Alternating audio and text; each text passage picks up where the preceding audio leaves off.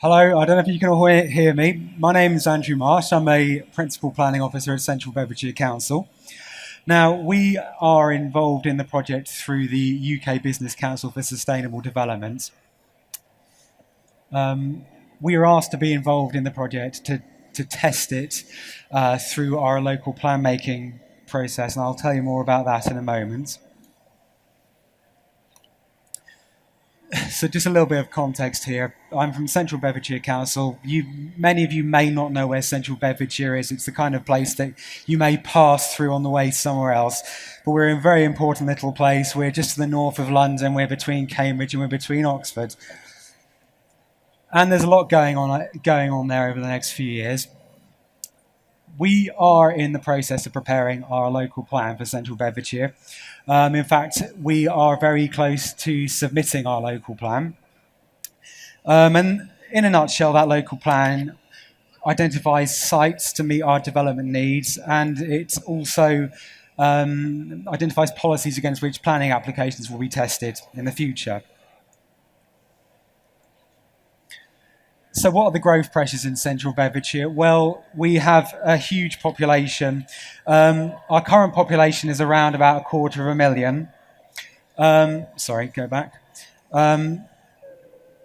We are, through the new local plan, we are planning for an additional 20,000 new homes over the next 20-year period. And that's on top of the 23,000 homes that we already have planning permission for.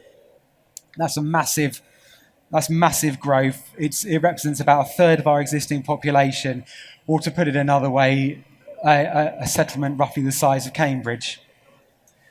The same is true for jobs.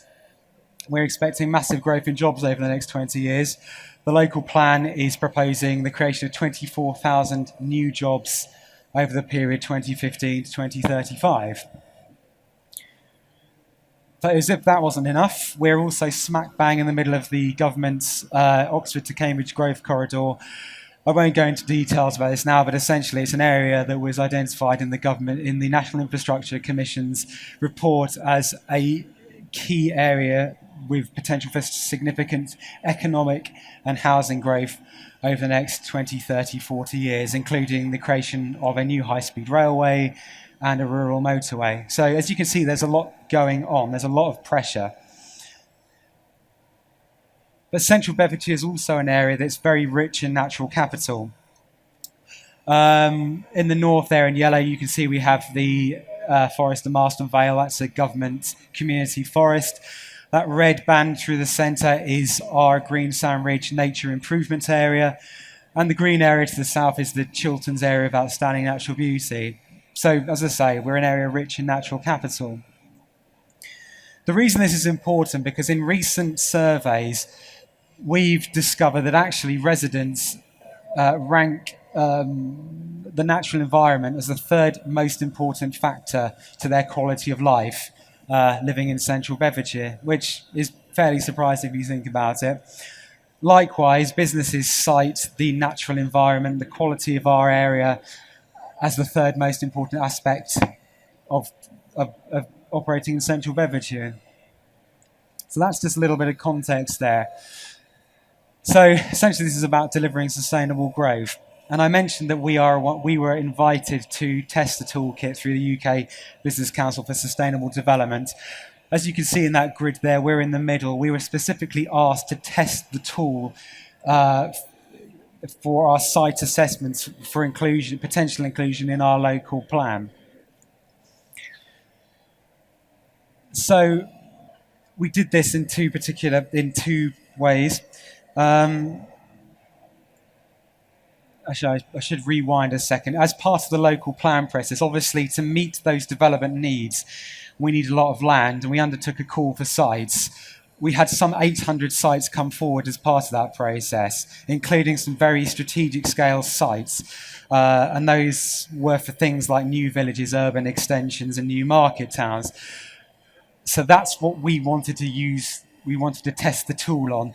The acceptability of the sites per se. So were the strategic sites acceptable in principle? Were they broadly suitable for development? And also sort of the follow one step from that, the acceptability of the design. So developers will submit a piece of land for consideration, and alongside that information, they will also submit an indicative master plan. So how hard was that master plan working in terms of achieving a net gain in natural capital? So, as Oliver touched on earlier, the Natural Capital Toolkit tests a range of ecosystem services. I think there's 10 in total. What information do you need? Well, the first thing you need, as I mentioned, is a master plan, because you need to know how broadly a site is proposed to be developed over the coming years. And from that, you need all sorts of information on the land use and habitat changes, population density, proportion of built-up area, flood risk, air quality. I won't go into all of these. Essentially, the tool provides links to a lot of the data that you need here. And contamination. So you essentially input that information into a table, and you essentially press a button, and this is what it comes out with. It provides you with two separate tables. The one on the right, the purple one, that represents the developments, the impact for the whole site. But perhaps the more useful one is the blue table on the left, and that's an average per hectare. Now, again, as Oliver mentioned, the table is kind of broken up really into two separate areas. So if we just look at the table, the blue table on the left, I don't know if you can see this at the back, but you've got the central column that represents the actual score of a given proposal, so the master plan. But first of all, you look at the site information. So how is the site faring in terms of its potential to harm natural capital, which is these minimum scores here on the right. And then the maximum scores on the left, that provides you with the information. What is the potential here? What is the scope for net gain against these various ecosystem services? So broadly speaking, the higher the maximum score along here, the greater the potential that there is for achieving a net gain. Conversely, here, the higher the potential minimum score, therefore, the greater the potential harm you can have on a site. So essentially, you're aiming for something roughly in the middle towards this higher end. So as I say, the first thing you look at is the site, this information here. Central column is the design. How good was the design? How hard was it working in terms of achieving a net gain against all of these different ecosystem services? Now, the way you read this is very straightforward. You look at it in the context of your maximum scores, your maximum potential net gain, and your minimum score. And where in the range does that appear? So, for example, biodiversity, we can see here that this particular site, there's tremendous potential for net gains in biodiversity, so plus 4.5. This particular master plan was only giving us a score of plus 0.08. Now, yes, that's a net gain, but you can see there that the master plan could be doing a lot more to achieve enhancements in biodiversity. And again, you do that for each of your different ecosystem services moving down. So what did we find using the toolkit? Well, we found that none of the sites that we evaluated had both low minimum scores, meaning that you could do really significant harm, and low maximum scores, meaning that it would be very difficult to achieve a net gain. So basically what that meant is most of the sites we looked at were broadly suitable for development, which was a surprise. The sites that did have low minimum scores, and therefore meaning that you could do significant harm, also had high maximum scores. So what that's telling you is that the design for these sites is critical. Turning on to looking at the actual master plans, given that the toolkit provides information on the potential maximum benefits that could be delivered, we could see that some of the sites in particular were well below the maximum possible scores. So, for example, we looked at biodiversity there. There was a potential score of plus 4.5, and we were getting plus 0.8. So, therefore, working with the developers to improve the designs of these schemes was therefore a priority. The other thing we noticed is that some of the sites were showing, although they were showing a net positive impact, there was still room for improvement. And I suppose this is the key message, really. What we found is that, rather surprisingly, that no site was inappropriate in itself, but rather it was the design that was critical. So it's design, design, design all the way, rather than location, location, location. And finally, the benefits of the toolkit. What we found particularly useful was the fact that this enabled you to, as I stressed, enabled you to test both the acceptability of your location, but also of your design, of your master plan. It's also a quantitative tool. So the way the toolkit provided a score, which could be both positive or negative, was useful. And we found that gave decision makers an objective view on the likely impact of development. It's externally developed. Again, the fact that the toolkit was designed externally with academic and industry partners provided confidence. We also found that it was a useful tool, based on the first two slides, the fact that it was quantitative and it was designed externally. It enabled us to start a meaningful dialogue with developers, providing negotiations to enhancements on master plans and giving us a better way to measure whether those master plans had actually changed for the better. I think the other useful thing to stress here is that we see as the start of a process. So whilst we use this to test our site assessments for potential allocations in the local plan, we also found it extremely useful for preparing the site-specific policies to go along with those allocations. So, where were there needs for specific comments on enhancing biodiversity or SUDs or rights of way or anything like that, really. We see it will have a role in any future pre-application discussions with developers and in evaluating any applications or master plans that come forward. So this will give us a direct way to look at quantitatively those master plans in terms of their impacts on natural capital. And as I say, whether they are working as hard as they can to deliver those net gains that we need. So that's everything. My details are there should you wish to contact me, but I think we're going to hand over now for questions. Thank you.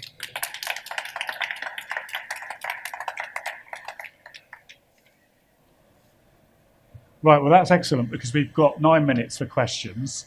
And it's really interesting just to reflect that both tools, qualitative and quantitative, stressing the importance of these as negotiation and communication dialogue type of vehicles.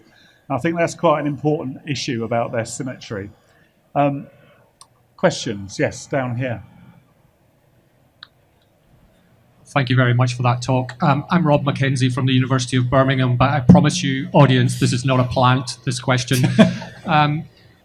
Could you just tell us whether there were any whether you ever had a perverse result? So a result where the scores just didn't match your instinctual assessment of the plan?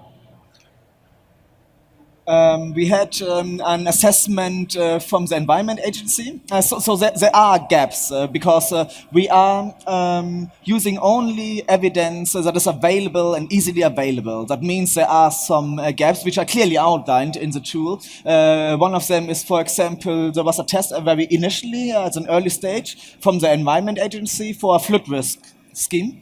And they were basically how to describe it? That we're digging a hole or laying a sports pitch deeper.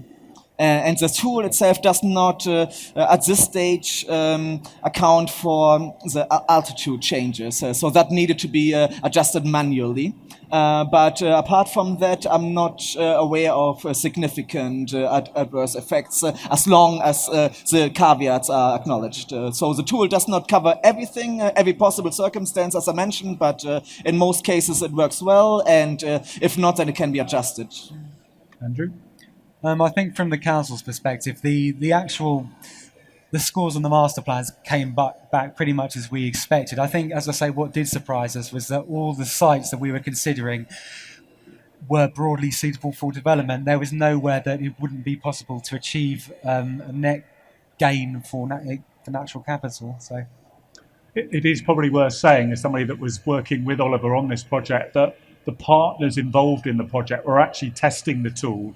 And the idea was that if they came up with they saw the scoring system and they could actually interrogate and come back to Oliver with any challenges on that. And it was interesting that Skanska in particular were concerned about the push on agricultural, the sort of provisioning services of agriculture there, and they noted the issues of stone walls also not featuring.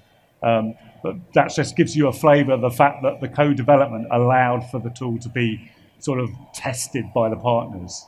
Other questions? Yeah.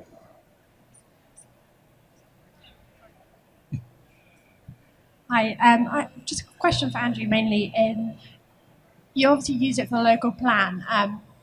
When you've got windfall sites coming forward, is there a plan to use this tool to assess a windfall site against any of the allocated sites to see if maybe it's more appropriate for a windfall site to go ahead? I think we're open-minded in terms of our future use of the tool. As we've discussed, really, we are involved principally to test it at this stage. But yeah, certainly we can see it being used for development management purposes going forward, and that could include use on windfall applications as well. So yeah. Other questions?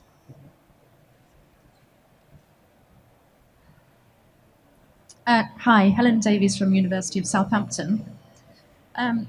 The demand for and importance of ecosystem services does vary location to location. Is there any weighting of the different ecosystem services in the tool? Got the example for Central Bedfordshire has a very large negative score for the loss of agricultural land, and the scores for the other ecosystem services seem very low in comparison, so the overall score was negative. Is there any way of sort of weighting the different ecosystem services to show a positive score? Yes, there's a rating system involved for those who are for those who have a local demand. For example, for food production, the food is shipped across the globe basically. So that's why we refrain from applying a demand multiplier there. But for example, for recreation, it will definitely change the scale within which you can achieve your score, depending on, for example, the population density. So in central London, you will have a much higher possible for recreational benefits as in the middle of nowhere, somewhere where basically no people are to benefit from recreational green space. And that applies for most scores, basically all the ecosystem services where we have a localized demand, then it's also implemented. Having said that, the sum of the scores, it needs to be treated with some care because there's no weighting attached to them in terms of the importance in monetary value on how it contributes to human well-being against each other. They're not weighted, so they're equally weighted. Ideally, you should assess each of the ecosystem services against your local policy priorities, saying, for example, we require net gain for biodiversity or a specific plus for biodiversity. The summary score is really just a very, very broad indicator. Do you have any nothing left. Time for one more question. Yep. Hi, thanks very much. Simon Petley again. I was just interested in your thoughts on how the two tools that we've seen would work together for the opportunities. Yes. I think that's a thing we all of the different tools we have to figure out in the future, and that's why we have, for example, Alice here as coordinator, who tries to bring all the different approaches together. But I can definitely see, for example, in the future, that, for example, certain standards are in relation to other tools that inform such standards. We are working together also on a different project led by Oxford University. Natural England is updating their biodiversity offsetting guidelines and approach. And we are developing an ecometric approach as add-on to that, which is basically a natural capital recognition add-on. Related to the natural capital planning tool, and then in the future we want to link them together so that they all work on the same scoring base. So basically you apply 3 tools and don't have 3 different outcomes, but the outcomes are all the same, and they can then logically apply it along the mitigation hierarchy. So NCPT on-site, and then afterwards for offsetting the biodiversity offsetting metric and ecometric.